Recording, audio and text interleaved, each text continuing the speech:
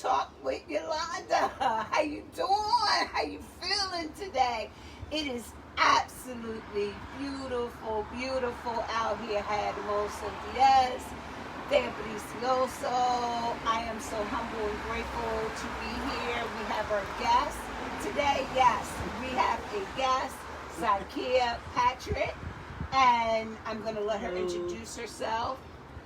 Hi, my name is Zakiyyah Patrick, and I am the lovely and grateful first cousin of this lovely lady.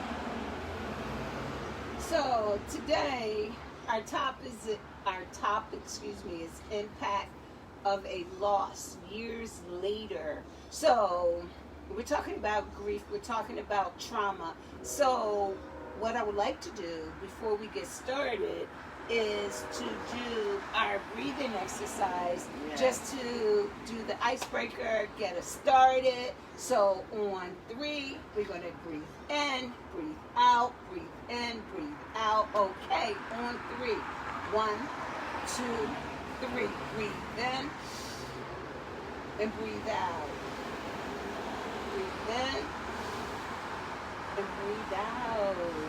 Breathe in and breathe out. Breathe in and breathe out. Last one. Breathe in and breathe out. On that note, I'm going to introduce Zakiyyah. Today we're talking about trauma, and today, Zakiyyah, we're talking about the impact of violence years later, how it impacts you, how it impacts a mother losing her child to the street violence. And we chose to do this topic because there's so much violence still going on that, we want to talk about the effects of trauma and, what does it do to you and how do you move through it. So, Zakiyyah, thank you so much for being here today. And, I just want you to share some of your story. First and foremost, it's a blessing, and thank you for having me. And one of the main things, and today is a trying day because exactly as we speak now, my son was killed on this very day. And what happens with a mother, during the time that happened, this whole day, that video, every moment and every hour, we relive it. Whether it be 1 year, 2 years, 3 years, the video goes on. The video starts in the mind as I wake up, because I recall each and every moment of that particular day. The lasting effect is long and wide range. There could be no number put on it. There could be no time put on it. It just is. And a mother losing a child is the most, it's horrific, but we all have to realize, and we do, I'm talking about me personally, how I dealt with it, because that's what I wanted to come on and just share my story. There are many aspects of grief, and it's very personalized. But I can speak as a mother. As a mother, there is a hole in your body that goes from here to here. That as time passes, it heals. Zakiyyah, I notice you have this beautiful, beautiful portrait of your son. Do you want to tell us a little bit about your son? If the wind will allow us.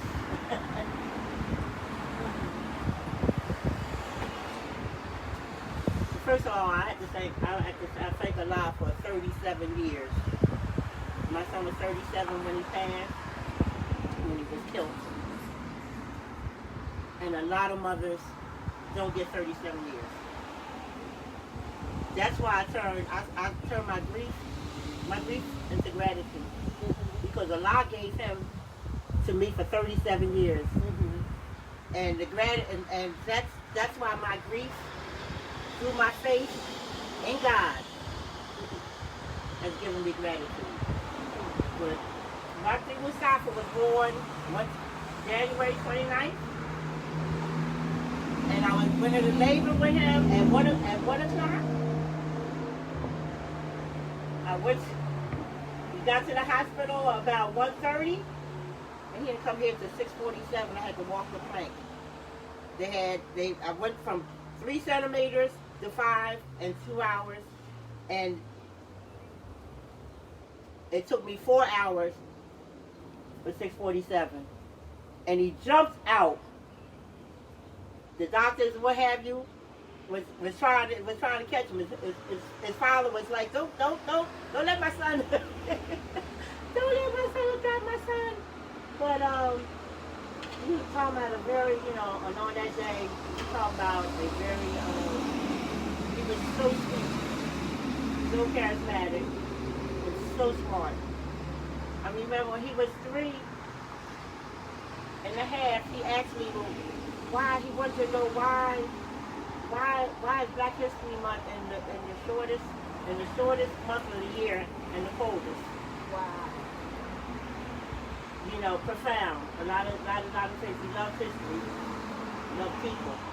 True humanitarian. So Zakiyyah, I'm going to ask you a few questions for the viewers about the impact of trauma. There is an estimate of 10 to 15% of bereavement in individuals that we all experience.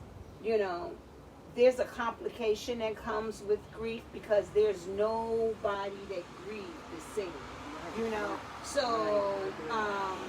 sometimes just in mourning, the emotional pain that comes with this, the intensity of the pain,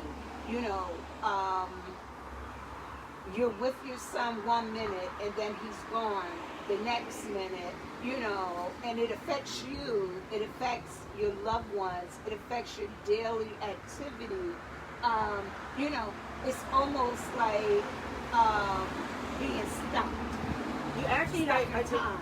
And you can, because prior to I've experienced grief on 2 levels. My first husband, Dr. Absolutely Bay, that pushed me into that was very dramatic because he died in my arms. He was shot in the shoulder. He died in my arms. That's when I tell you about the video. Mm-hmm. I have the video, and the video is Nightmare on 19th Street. Mm-hmm. It's labeled. There's the trauma that you do. I remember the day, the first of that night, that morning. I got up, I prayed, I got myself together because I have to get in motion to make its arrangements. I went out. I purchased at a dollar store. I purchased a dollar pair of sunglasses. He died August the 27th. I didn't take those glasses off until November the 15th. Meanwhile, I have every day it was automatic that I put the glasses on, and I never, ever thought about taking them off. So would you say that was like that? I was numb. Numb. Suppressing your feelings, and that was a way of you coping? That was a way of me coping. Mm-hmm. Mm-hmm. It's unconsciously coping, mm-hmm. but it was one of the mechanisms. Mm-hmm. So, we have 4 years later today, she loses her son Mustafa and also lost his father to the street violence. You know, it's like trauma on top of trauma. It's like, how does it impact you when you're starting the healing process of losing the father, and then years later, you know, you lose your child, you know. It's amazing, Zakiyyah, how as a mother you learn to adapt. You know, it's like we're hunters and gatherers and nurturers, but then we have to learn how to not be strong just for yourself, but for everyone that's around you. How does trauma play in just adapting, period? Faith. So Faith. Yeah. Faith. Because the physical, I can tell you the physical realms of, I mean, I've had days where I would just have to go somewhere, and I've gone down by the river. I've gone to the river. I've always, that's a solace for me. And I actually, because I couldn't speak my pain. My pain had been physically suppressed for months and years. And at different times, it would bottle up to the point where I had to go somewhere and actually, I mean, just scream out. Just scream out. I've cried. I think I put more water in the school kettle than by me going there and just crying out. But that's just one and releasing. Plus, you know, the water is a calming mechanism. You know, it's a way of that breathe in, breathe out, and you know, you have to search and find a safe haven. You have to go. You have to Find go a safe in. haven. So you have to. Maybe the water was a calming mechanism and a safe haven. No doubt about it. To No release doubt some about of that it. pain. It was. So let me ask you this. So what can you as a mother, you know, say to someone else that's looking in that possibly today may be their child's anniversary or birthday, you know, or just a moment that you just say, you know, I'm really missing my son or my daughter. Well, first, I want to say it's okay. It's okay if you want to shout, scream, cry, react. Everything is okay. But you know why? Go back to it. We have to, and I say this often, I said we have to go back to the source. Allah gave us our children. They were lent to us. Our responsibility as a parent, when we've been called back on Judgment Day, He's going to ask me, did you guide him? Did you teach him? And then knowing that as a mother, that you did, you did, that's the solace. And then you realize that was his child. And He lent him to you. And for no matter what the years is, He lent him to you. And that's where my gratitude comes. I turn that grief. When you turn that grief into gratitude, that's how you can progress. That's how you can make it through.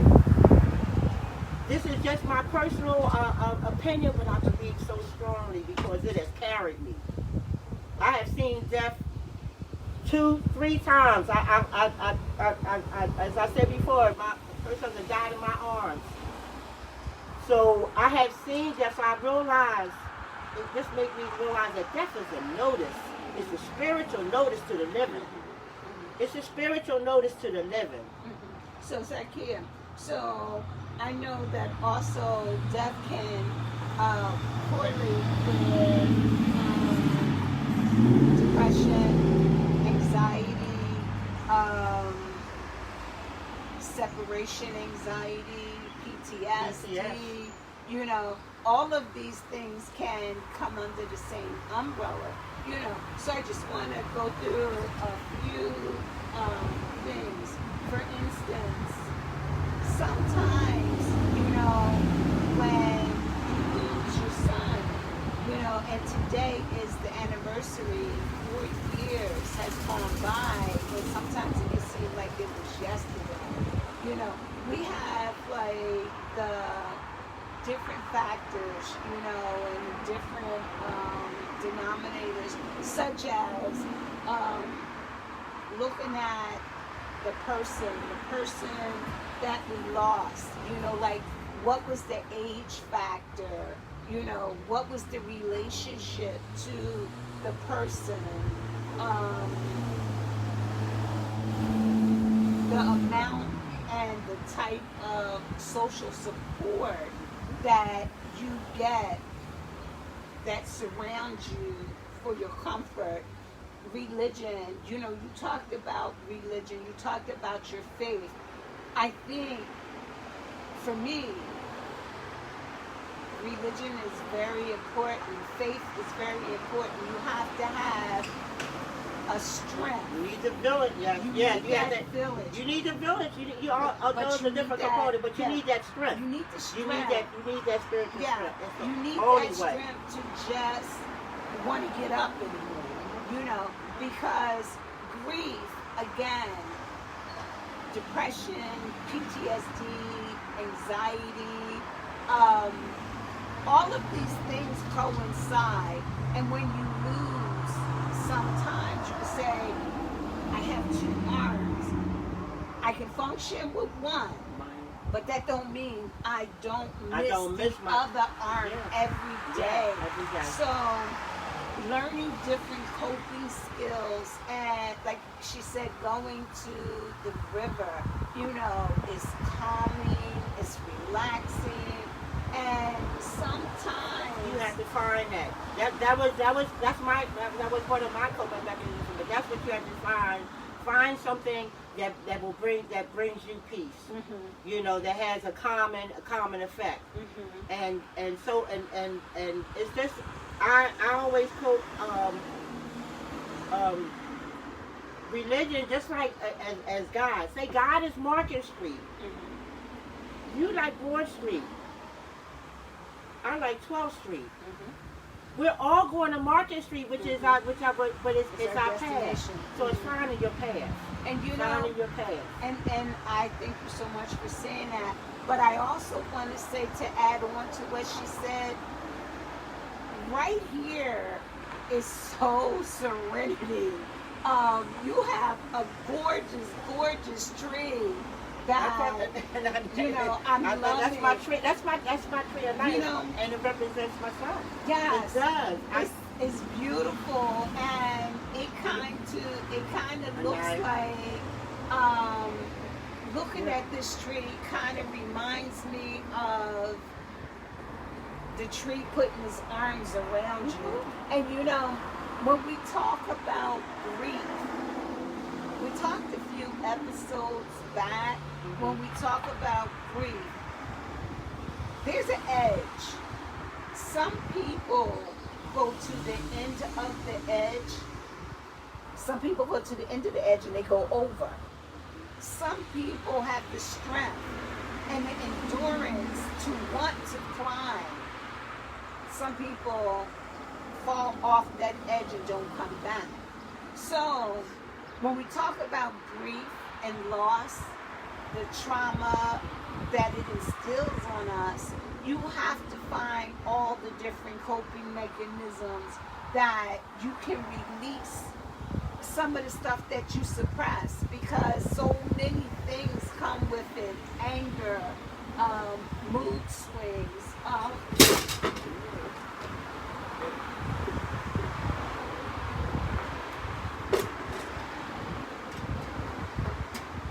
And that's fine. That's the stop and letting us know that he's here. That's him letting us know that he's here. And he'll always be here. Think about the lives that, you know, the Lord has called him back, but he lived so many lives. His oldest son graduated today from 8th grade. His baby will be graduating on her move-up day, Friday. And these are lifetimes that is still going on. Mm-hmm. So, you know, We're going to keep him close so he won't fall. Mm-hmm. So, this is a beautiful, beautiful portrait. And this is part of the village. Well, it's part a of the village. and this part of the village that gave this to me. My daughter just came and presented me with it, and it's so befitting. It's a beautiful, beautiful gift. It's a gift of life. And, you know, when you have lost someone, you know, they move forward with you. They move forward with you because they are a part of you. And it's very, very important to remember them so that, like Mustafa has children. One of them, you said, graduate today. Yes, his oldest son, Zakiyyah, graduated today from 8th grade. Graduated today. And this is his offspring. So when you look at all of his children, you know, which is a blessing. He's living on through you.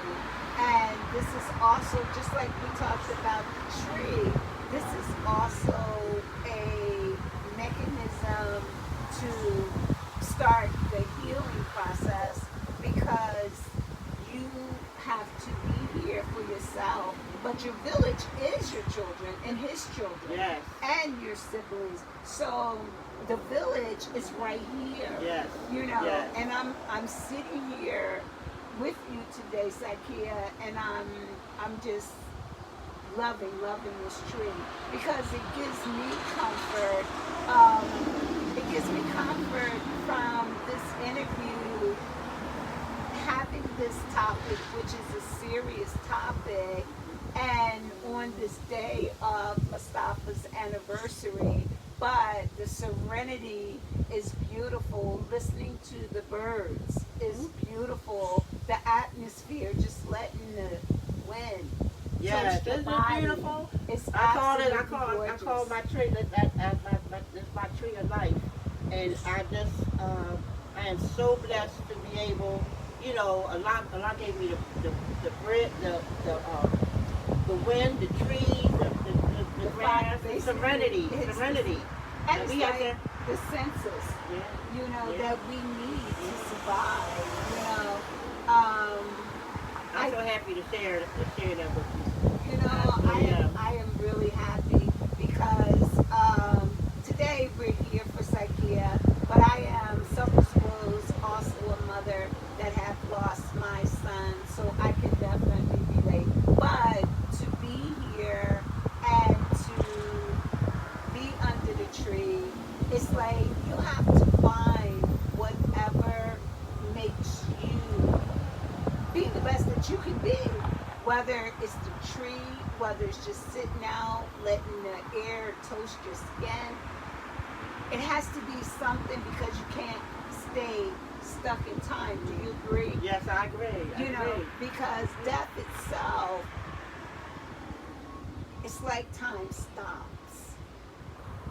But then you have to look at your offsprings and different things to make everything goes on. That's why I say that death is a notice to the living. It's a notice to let you know that, you know, God's plan and God's time is God's time, and we go on.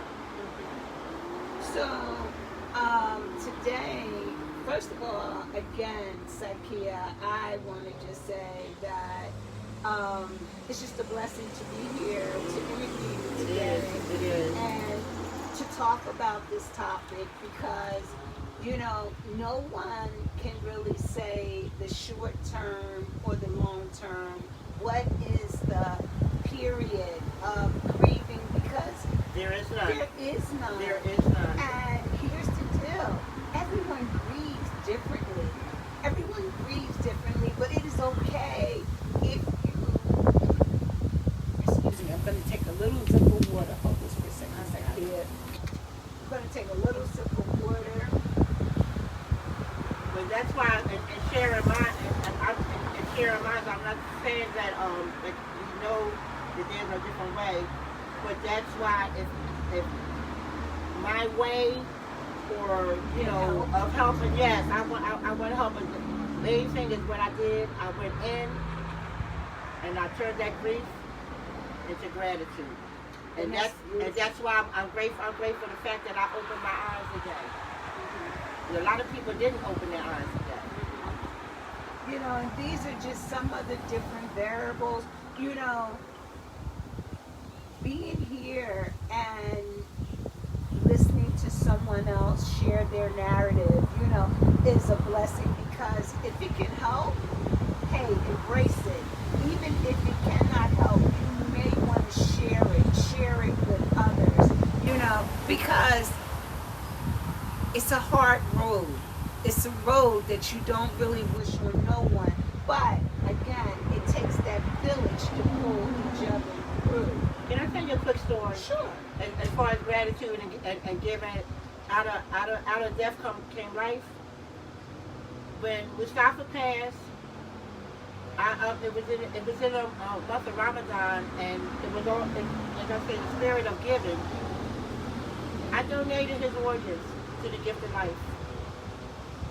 I received back, I don't know, maybe 6 months, I don't know what time, but we're in correspondence, and I found out that my son's right kidney was given to a 53-year-old male who's thriving. His left kidney was given to a 42-year-old man, and they're living and they're prosperous, and the gift of life. So in his death, he's still giving. He's still giving. Well, Zakiyyah, I want to say you're looking absolutely beautiful, and, you know, I love the portrait of, you know, Mustafa, you know. I thank you for allowing us to share. Listen, it's like he's here with us. He is. And I feel the presence. And I just want to say, before we close out, I'm going to read a little piece. And it's a quote. And the quote says, "May you find peace. May you find peace and joy with each butterfly, which each butterfly that passes by, knowing that your son lives on in the hearts of all he touches." This is by an unknown author, but I thought it was beautiful. It is beautiful. And I thought, they come to us and butterflies. Butterflies is I love butterflies. If you was in my curio, you would see I love butterflies. And I was with I took his daughters to Busch Gardens last year, and as we went from ride to ride, and always round, the butterfly followed us from each ride. wow. And I told him, I said, Dad, and I know that he come in the form of butterflies. So that passage was beautiful. Appreciate it. Listen, you know, before we end, I'm going to say I'm grateful that Zakiyyah Patrick allowed us to come and interview her on Let's Talk with Yolanda. And I would like to say, before we close out, if there was something that another mother that was watching us today, was whether they just lost their loved one, is there something that you would like to give? Wholeheartedly, I'm sending wholeheartedly my prayers and my love. And I should try to share my story so that you can feel the prayers and the love. And just always, just go back and remember the love. Remember the times. Remember the smile. Because they'll come to you. And in your least expected time, he or she will come to you. Remember the love. Remember the love. On that note, I'm going to say I thank you, Zakiyyah, Right, for being welcome. a guest today. Thank you so much for I having me. I love this beautiful portrait. Thank you so much for sharing. Listen, This means so much to me. It makes my day. listen, I'm happy that today is Mustafa's anniversary and we could spend some time with you. I'm thankful and humble. I love the scenic view. It just feels very peaceful. It feels calm. And I just want to say